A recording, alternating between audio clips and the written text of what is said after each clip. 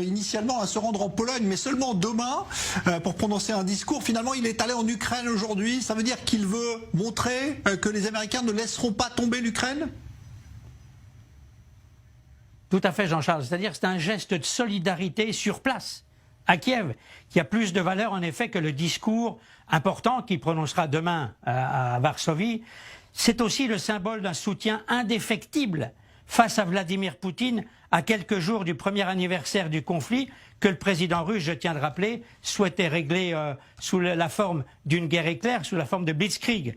Et puis c'est aussi un moment crucial où Joe Biden veut garder les alliés unis dans leur soutien à l'Ukraine avant l'offensive russe qui est attendue pour le printemps. Alors c'est bien que les Américains soutiennent l'Ukraine aussi longtemps qu'il le faudra, c'est ce qu'a ne cessé de répéter Joe Biden, sachant, comme il le dit, qu'il y aura des jours, des semaines et des mois difficiles.